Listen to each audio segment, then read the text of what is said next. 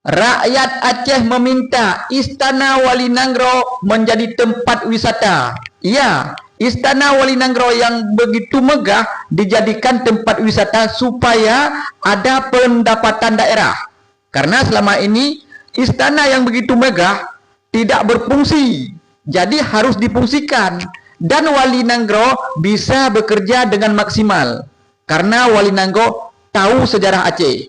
Bagaimana terbentuknya istana itu, bagaimana perjanjian RI dan GAM.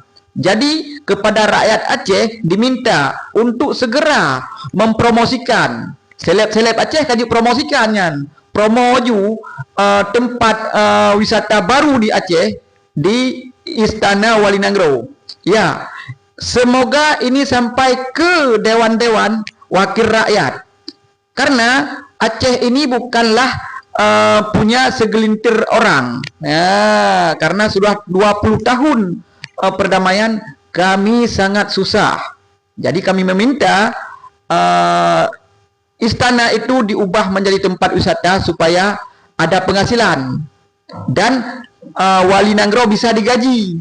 Karena selama ini kan Wali Nanggro mungkin kurang gaji. Jadi ketika nanti beliau bekerja, ada tamu-tamu mancanegara melayani, iya baguslah.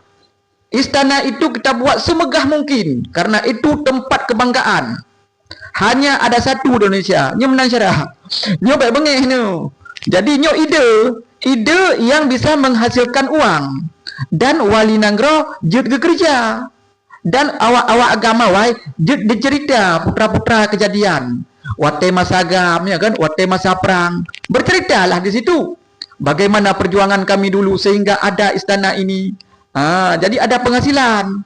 Karena sekarang kita lihat kan banyak mantan-mantan kombatan yang tidak mendapatkan pekerjaan. Alangkah lebih indahnya istana itu digunakan untuk mereka bisa berjualan. Kemudian cara-cara.